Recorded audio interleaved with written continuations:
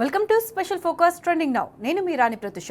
గజం జాగపోకుండా ప్రగతి ఎలా ఉంటుందో చూపించింది కేసీఆర్. మూసి సుందరీకరణ ఎలా చేపట్టాలో రేవంత్ ప్రభుత్వానికి మార్గదర్శనం చేసింది. అయినా గుంపు మేసరి మూర్ఖత్వం వీడడం లేదు. ప్రజాధనం లూటి ఆపడం లేదు. 1,00,000 కోట్ల రూపాయల ప్రజల సొమ్మును దిగమింగేందుకు మూసి సుందరీకరణ అంటూ ప్రజల బతుకుల మీద పడ్డాడు. బీఆర్ఎస్ ప్రభుత్వం ఏ ఒక్క చిన్న ఇల్లు కూడా ముట్టుకోకుండా అతి తక్కువ ఖర్చుతో మూసి ప్రక్షాళన పనులు చేపట్టింది. మూసి పరివాహకం వెంట నాగోలులో సర్వాంగ సుందరంగా మినీ శిల్పారామం ఏర్పాటు చేసింది. బీఆర్ఎస్ ప్రభుత్వంలో చేపట్టిన మూసి సుందరీకరణ, నాగోలు మినీ శిల్పారామంపై టీ న్యూస్ ప్రతినిధి కిరణ్ అందిస్తున్న గ్రౌండ్ రిపోర్ట్ చూద్దాం. సుందరీకరణ ఇది రాష్ట్రంలో ఒక హాట్ టాపిక్గా మారింది. పేదల ఇల్లు తీసుకుంటేనే మూసి సుందరీకరణ సాధ్యమా? అసలు గత ప్రభుత్వం ఒక ఇంచు భూమి కూడా తీసుకోకుండా మినీ శిల్పారామంతో పాటు ఎస్టీపీల నిర్మాణం చేపట్టింది. అసలు ఈ మూసి సుందరీకరణలో భాగంగా మినీ శిల్పారామాన్ని ఏ విధంగా గత ప్రభుత్వం అభివృద్ధి చేసింది, అసలు ఇక్కడ ఉన్నటువంటి సౌలతులేంటి, ఇక్కడ జరిగినటువంటి అభివృద్ధి పనులేంటి, ఒకసారి తెలుసుకునేటువంటి ప్రయత్నం చేద్దాం. మూసి సుందరీకరణ పేరిట నగరవాసులను మభ్యపెట్టేందుకు కాంగ్రెస్ సర్కార్ మరో స్కెచ్ గీసింది. మూసి వెంబడి కూల్చివేతలు, రెడ్ మార్కింగ్ నోటీసులతో సర్కార్పై ప్రజల అసహనాన్ని డైవర్ట్ చేసేలా అసలు ప్రణాళికను దాచిపెడుతుంది. కిలోమీటర్ వెడల్పు కాదంటూనే మూసి ఇసా బఫర్ జోన్ నుంచి 50 మీటర్ల దూరంలోని భూములే సేకరిస్తామంటూ కొత్త రాగం అందుకుంది. అందుకే గ్రౌండ్ రియాలిటీ ఏంటో టీ న్యూస్ ప్రజల ముందు ఉంచింది. ఒక ఇంచు భూమి కూడా తీసుకోలేదు. పూర్తిగా అతి తక్కువ ఖర్చుతోనే మూసి సుందరీకరణ పనులు చేపట్టింది గత బీఆర్ఎస్ ప్రభుత్వం. అందులో భాగంగానే దాదాపు 90 ఎస్టీపీలు నిర్మాణంతో పాటు మూసి వచ్చేటువంటి వరద ఏదైతే ఉంటుందో దాన్ని అన్నింటినీ కూడా పూర్తిగా ప్రక్షాళన చేసిన తర్వాత మాత్రమే మూసి సుందరీకరణ పనులను గత ప్రభుత్వం చేపట్టింది. ప్రస్తుతం మనం ఉన్నటువంటి ఈ ప్రాంతం ఏదైతే ఉందో నాగోల్లోని మినీ శిల్పారామాన్ని అభివృద్ధి చేసింది. గత కాంగ్రెస్ ప్రభుత్వంలో దుర్గంధం వెదజల్లినటువంటి మూసి నది ఏదైతే ఉందో ప్రస్తుతం ఈ 2.5 సంవత్సరాల నుంచి కూడా అదే పరిస్థితి కొనసాగుతుంది. అయితే కేవలం కొద్దిపాటి ఖర్చు మాత్రమే, అంటే 3 కోట్ల నుంచి 4 కోట్ల రూపాయలతో ఇక్కడ ఉన్నటువంటి కార్యక్రమాన్ని పూర్తి స్థాయిలో ఏర్పాటు చేసింది. 2 వైపులా 100 మీటర్ల పొడవుతో ఒక రోడ్డు నిర్మాణం చేపట్టి ఏదైతే గండిపేట వరకు వెళ్ళేటువంటి ఈ మార్గాన్ని ఒక షార్ట్కట్ రూట్గా అభివృద్ధి చేయాలి. ఏ ఒక్క పేదవారి భూమిని కూడా ఇల్లును కూడా టచ్ చేయకుండా గత ప్రభుత్వం తీసుకునేటువంటి ప్రయత్నం చేసింది. కనీసం ఆ ఒక ఇల్లును కూడా తీసుకోకుండా, ఎందుకంటే చాలా కష్టపడి కట్టుకున్నటువంటి ఇండ్లు ఏవైతే ఉన్నాయో వాటన్నిటినీ కూడా వాళ్ళకి వదిలేయాలి. ఖచ్చితంగా ఉన్నంత జాగాలోనే పూర్తి స్థాయిలో ఈ స్థలాన్ని మాత్రమే ఉపయోగించుకోవాలని కూడా గత ముఖ్యమంత్రి కేసీఆర్ కూడా సూచించారు. అందులో భాగంగానే నాగోల్లో 5-6 కోట్ల రూపాయలతో 2 వైపులా వాకింగ్ ట్రాక్లతో పాటు ఓపెన్ జిమ్లతో పాటు వాటన్నిటిని కూడా ఏర్పాటు చేశారు. ఈ మూసి సుందరీకరణలో భాగంగా ఒక పైలట్ ప్రాజెక్టుగా కేవలం 4-5 కోట్లతో అటు చెట్లు పెట్టడం కావచ్చు, అంతేకాకుండా సైడ్లకు ఉన్నటువంటి సుందరీకరణలో పనిలో భాగంగా పచ్చదనంతో ఉండేటువంటి ఉద్యానవనాన్ని కూడా ఏర్పాటు చేశారు. 2.5 సంవత్సరాల నుంచి ఇందులోకి మురుకు నీరు రాకుండా చేసేందుకు కూడా కనీసం ఒక పని కూడా చేపట్టినటువంటి కాంగ్రెస్ ప్రభుత్వం ఇప్పుడు పేద మధ్యతరగతి కుటుంబాలను ఇండ్లను ఖాళీ చేయించి ఏదో గొప్పలు చెప్పుకొని 1,50,000 కోట్లు 5,000 కోట్లతో అటు పూర్తి స్థాయిలో గాంధీ సరోవర్ను చేపడతామంటూ కూడా చెప్పారు. మినీ శిల్పారామం అనేది పూర్తిగా ఇటువైపు వచ్చేటువంటి వాళ్ళకు చాలా దుర్గంధం వెదజల్లేది. కానీ గత 4-5 సంవత్సరాల నుంచి కూడా మార్నింగ్ వాకర్స్తో కూడా కొంత కలకలలాడుతుంది. ఇటీవల కాలంలో వ్యర్థాలన్నీ కూడా ఇందులోకి రావడంతో ఎస్టీపీల నిర్మాణం గత ప్రభుత్వం చేపట్టినప్పటికీ కూడా గత ప్రభుత్వానికి పేరు వస్తుందనే కారణం కొద్దే వీటన్నిటిని కూడా వ్యర్థాలన్నింటినీ కూడా వీటిలోకి వెదజల్లుతూ పూర్తి స్థాయిలో నీటిని కూడా దీంట్లోకి వెదజల్లుతున్నటువంటి కార్యక్రమం అయితే కాంగ్రెస్ ప్రభుత్వం చేస్తుంది. అయితే ఇక్కడ ఉన్నటువంటి సిచ్యువేషన్లో వాకింగ్ ట్రాక్స్ ఏవైతే ఉన్నాయో వాటన్నిటిని కూడా ఏర్పాటు చేసి ఆహ్లాదకరమైనటువంటి వాతావరణం తీర్చిదిద్దాలి అని ఒక డిపిఆర్ను కూడా సిద్ధం చేశారు. ఎమ్మెల్యే సుధీర్ రెడ్డి కూడా ఈ కార్యక్రమానికి సంబంధించినటువంటి అంశంలో కూడా తాను మూసి రివర్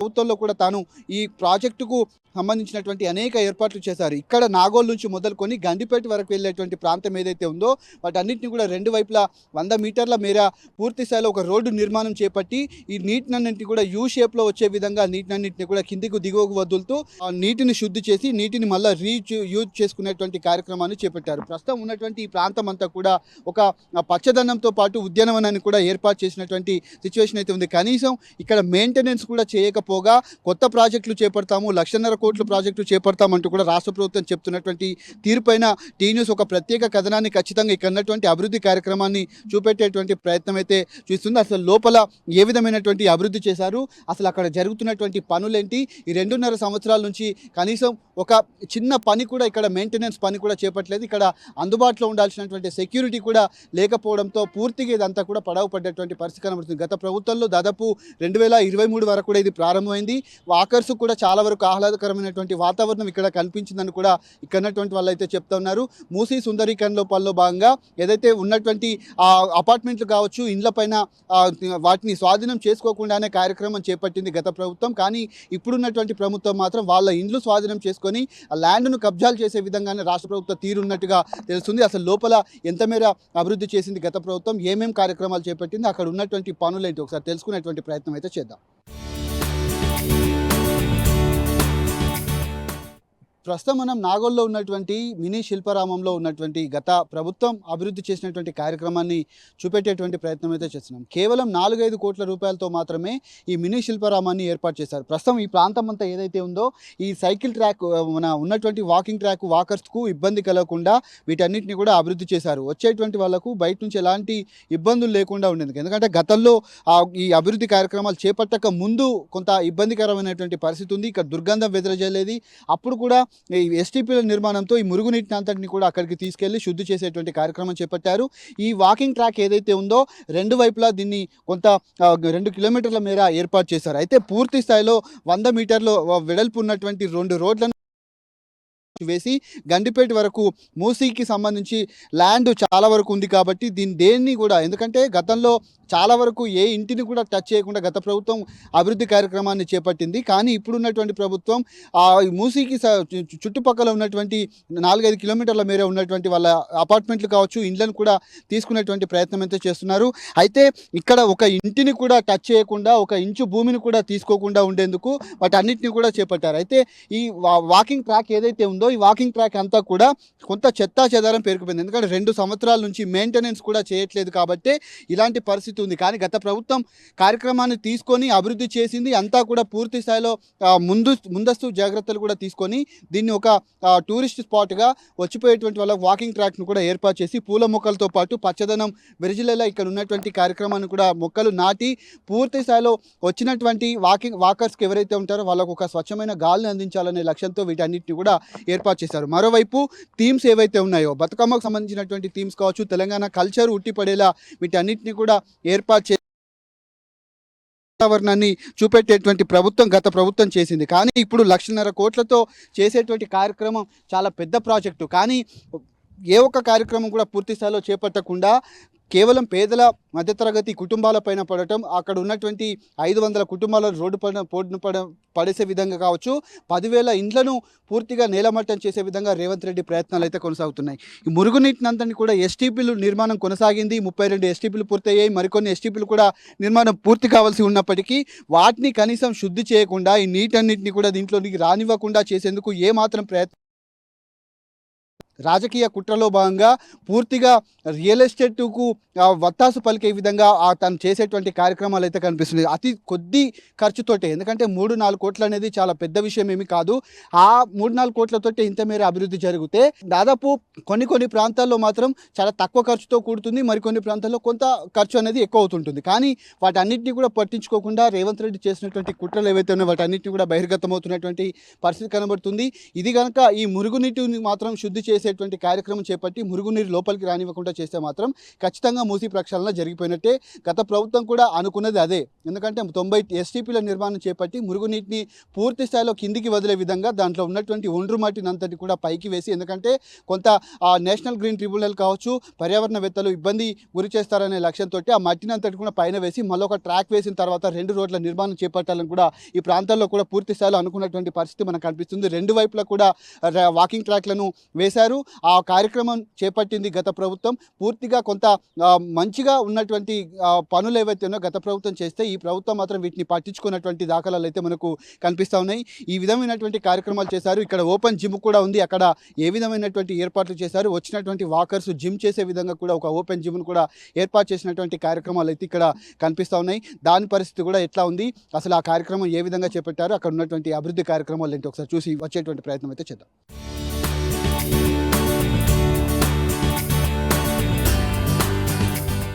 ప్రస్తుతం మినీ శిల్పారామంలో ఉన్నటువంటి ఓపెన్ జిమ్ ఏదైతే ఉందో అతి కొద్ది ఖర్చుతోటే ఈ శిల్పారామాన్ని గత ప్రభుత్వం అభివృద్ధి చేసింది. వీటిలో భాగంగానే ఓపెన్ జిమ్ ఏదైతే వాకర్స్కు సంబంధించి గతంలో కొంత ముక్కుపుటాలు అదిరిపోయేటువంటి దుర్గంధం ఇక్కడ వెదజల్లేది. కానీ వాటి అన్నింటినీ కూడా శుద్ధి చేస్తూనే వాకర్స్కు ఇబ్బంది కలగకుండా ఉండేందుకు ఈ కార్యక్రమాన్ని కూడా చేపట్టింది. ప్రస్తుతం ఉన్నటువంటి సిచ్యువేషన్లో ఈ ఓపెన్ జిమ్ను కూడా కేవలం ₹1 కోటి వీటన్నిటిని కూడా అభివృద్ధి చేసింది. కింద కూడా కార్యక్రమాలు కూడా చేపట్టింది. కానీ మెయింటెనెన్స్ సరిగా చేయకపోవడంతో రాష్ట్ర ప్రభుత్వం కుట్రలో భాగంగానే ఇప్పుడు 2.5 సంవత్సరాల నుంచి వీటిని పట్టించుకొని కారణంగానే ఇదంతా కూడా పడవ పడ్డటువంటి ఖరాబ్ అయిపోయినటువంటి శిథిలావస్థకు చేరుకున్నటువంటి పరిస్థితి మనకి ఇక్కడ కనిపిస్తుంది.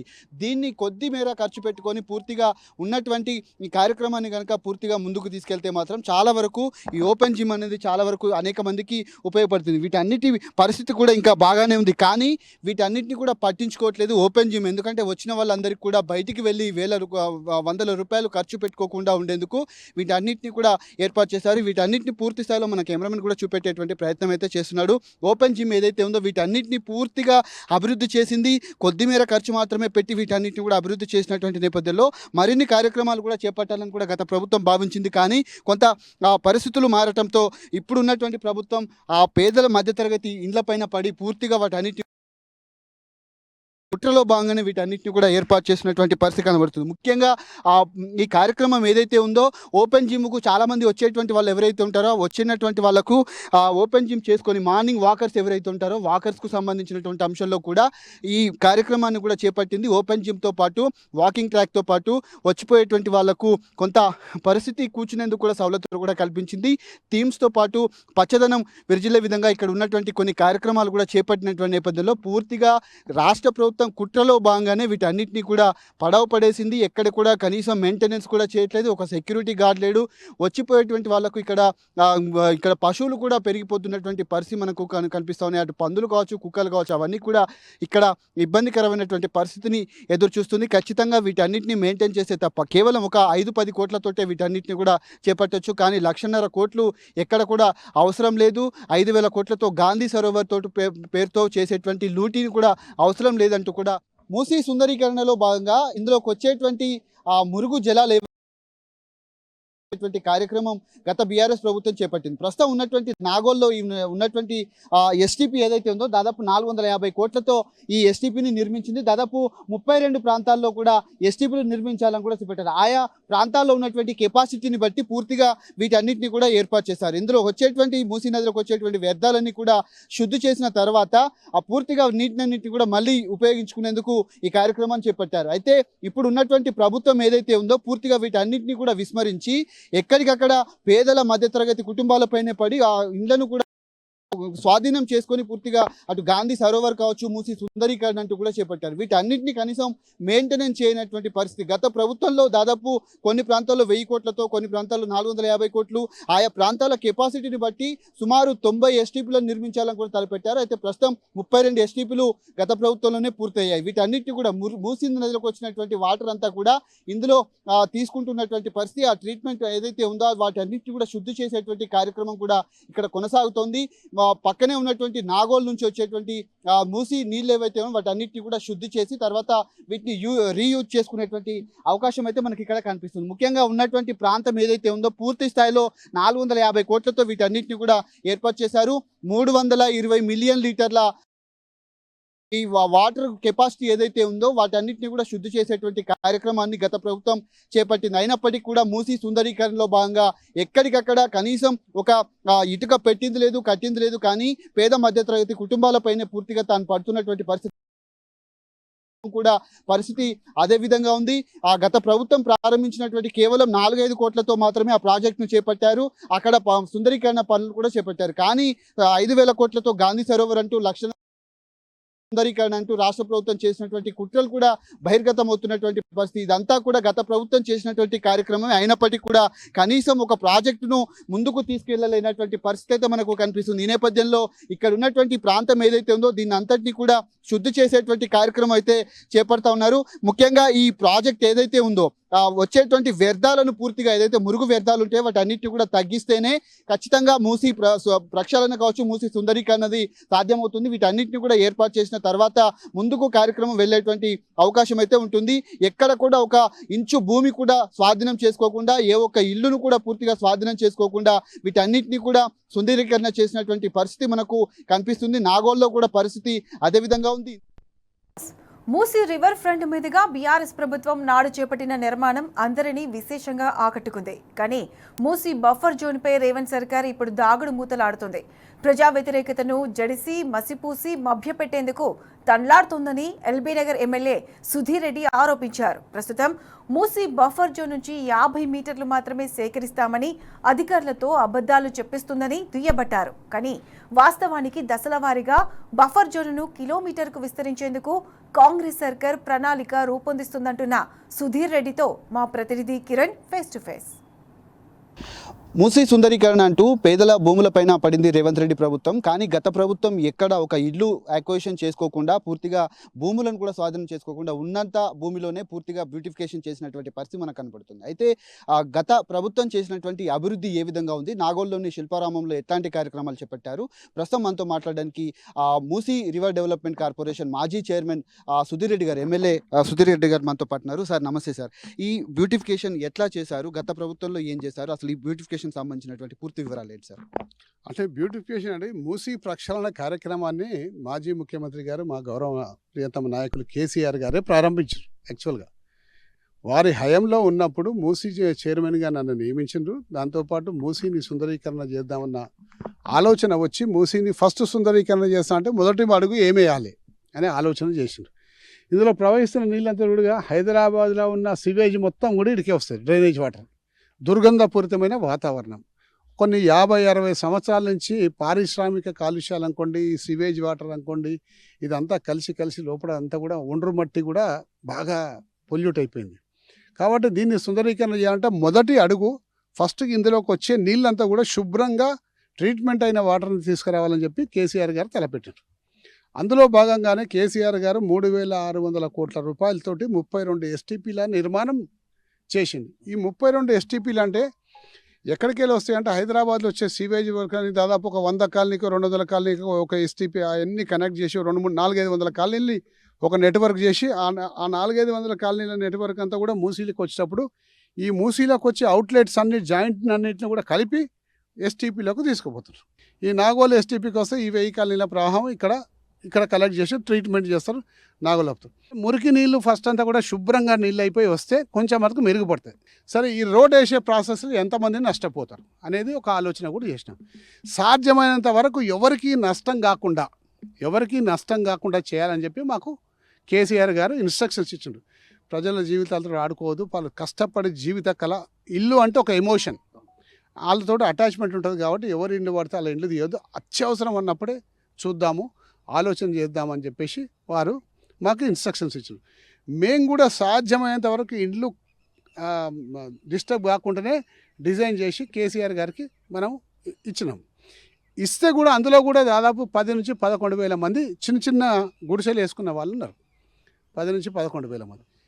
అయితే ఆ గుడిసెలు వేసుకున్న వాళ్ళని కూడా డిస్టర్బ్ చేయలేక కేసీఆర్ గారు వద్దని చెప్పేసి ఈ ఆలోచన చేద్దాం, ఎట్లా చేద్దాము అని చెప్పేసి మేము ఆగినప్పుడు ఒక సందర్భంలో ఏంటంటే ఆ చిన్న గుడిసెనే కదా, వాళ్ళకి మనం డబల్ బెడ్రూమ్ ఇస్తే అవుతారు.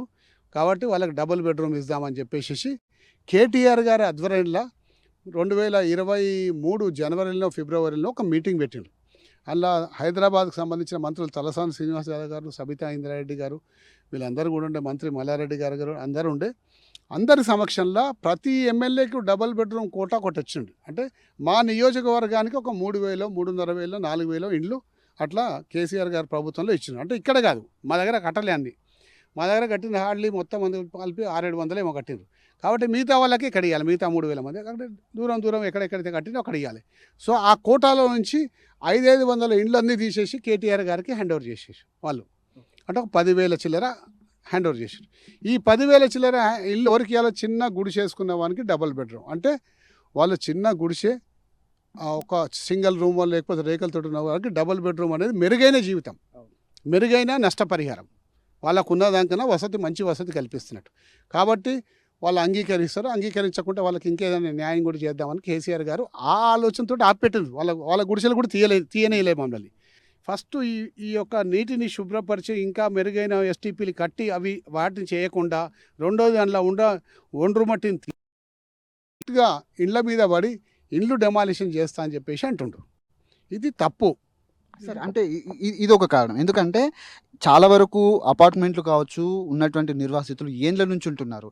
ఈ ఉన్నటువంటి దాన్నే మెయింటెనెన్స్ చేయలేక పూర్తిగా దీన్ని ఒక కొత్త ప్రాజెక్టుగా తీసుకొని అటు గాంధీ సరోవర్ అంటూ, లేదంటే మూసీ ప్రక్షాళన అంటూ గత 2.5 సంవత్సరాల నుంచి కాలయాపన చేస్తున్నారు. ఇటీవల కాలంలో ఇది ఇంక మరింత స్పీడప్ చేస్తున్నట్టుగా కనిపిస్తుంది. ఎందుకు పేదల ఇండ్లపైనే, ఆ పేద మధ్యతరగతి కుటుంబాలపైనే పడుతున్నారు అనుకుంటున్నారు?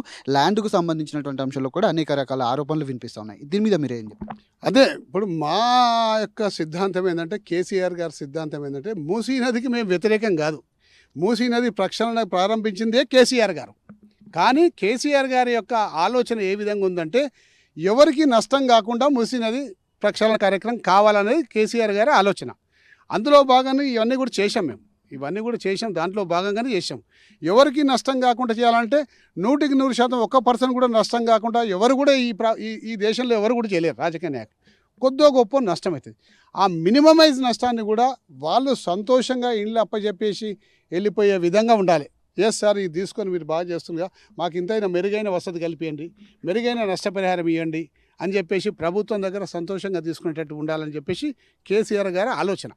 కానీ అందుకు భిన్నమైన ఆలోచన ప్రస్తుత ముఖ్యమంత్రి చేసుకుంటూ, ఇప్పుడు మీకు green ridge park residence villas ఉన్నాయి, అది ఇచ్చింది కాంగ్రెస్ ప్రభుత్వ హయాంలోనే పర్మిషన్స్ ఇచ్చిండ్రు.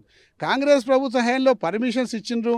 మీరే ఆ రోజు మూసీ యొక్క బఫర్ జోన్ని ఐడెంటిఫై చేయకుండానే పర్మిషన్స్ ఇచ్చిండ్రు. మరి ఈరోజు మీరే వచ్చి కూలగొడతా అని చెప్పేసి అంటుండ్రు. దానికి మీరు ఎంత మటుకు న్యాయమో ఒకసారి ఆలోచించుకోండి. రెండవది, గాంధీ యొక్క సరోవర్ అయితే గాంధీ సరోవర్ కడతా ఉంటుంది, అక్కడ అవసరం లేదు. గాంధీ సరోవర్ అంటే అంతమంది జీవితాలతో ఆడుకొని గాంధీ సరోవర్ కట్టాల్సిన అవసరం లేదు. మీరు కట్టాలనుకుంటే ఎక్కడ లేకుండా ప్రభుత్వ స్థలాలు ఎన్నో ఉన్నాయి.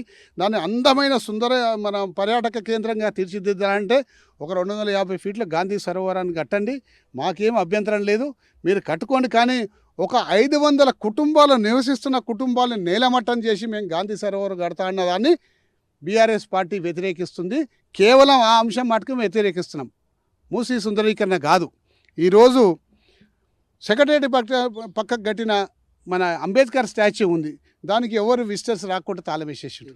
అక్కడ ఎవరిని విజిటర్ని రాణిస్తలేడు, ఇక్కడేమో గాంధీ సరోవర్ కట్టిస్తాను, గాంధీ స్టాచ్యూ పెడతా అంటాడు. మినీ శిల్పారామము నాగోల్లో కట్టడానికి గల కారణం ఏంటి? ఎన్ని కోట్లతో కట్టారు? ఇక్కడ ఎట్లాంటి అభివృద్ధి కార్యక్రమాలు చేపట్టారు? ఇవంతా కూడా అంటే 2-3 కోట్లలో అయిపోయినాయండి.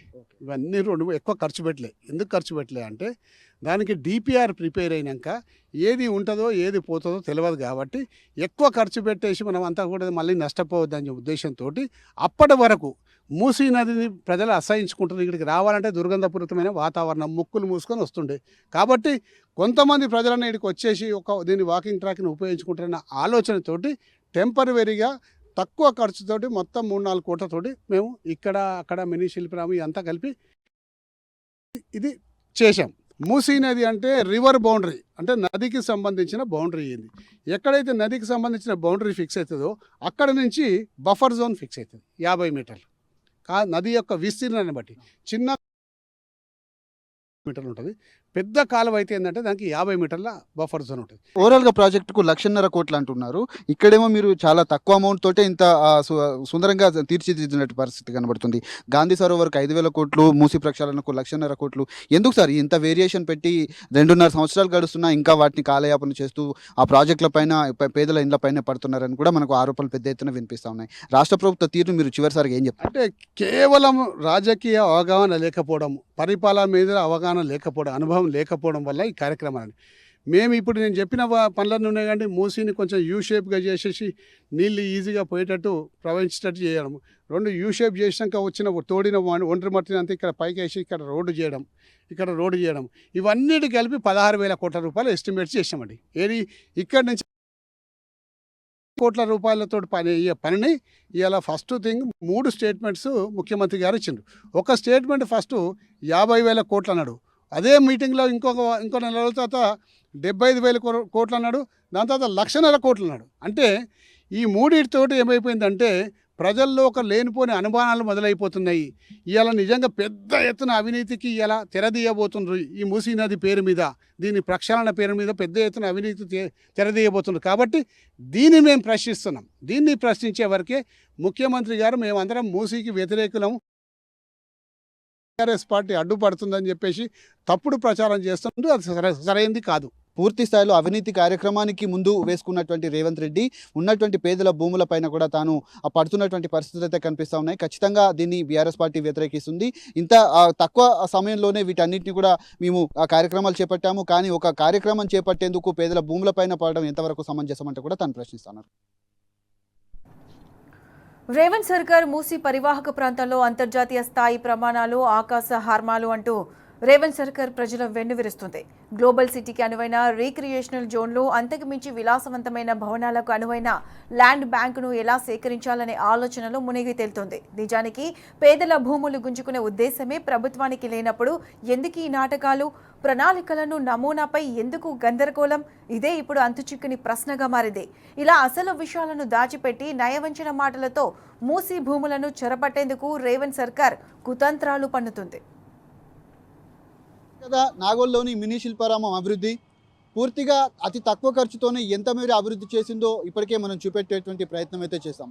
గత ప్రభుత్వం ఒక ఇంచు భూమి, ఒక ఇల్లు కూడా స్వాధీనం చేసుకోకుండా అంతమేర అభివృద్ధి చేస్తే ఈ ప్రభుత్వం మాత్రం పేద మధ్యతరగతి కుటుంబాలపైన పడి వాటిని స్వాధీనం చేసుకునేందుకు కుట్రలకు తెరలేపుతోంది. ఇప్పటికైనా రాష్ట్ర ప్రభుత్వం కళ్ళు తెరిచి ఈ ప్రాజెక్టు విషయంలో వెనక్కి తగ్గితే మంచిదంటూ కూడా జనాల నుంచి వెలువడుతున్నటువంటి అభిప్రాయం. ఇది ఇక్కడ ఉన్నటువంటి తాజా పరిస్థితి. కెమెరాన్ మధుతో కిరణ్ టీ న్యూస్, హైదరాబాద్. ఇది ఇవాల్టి special focus trending now. Keep watching T news.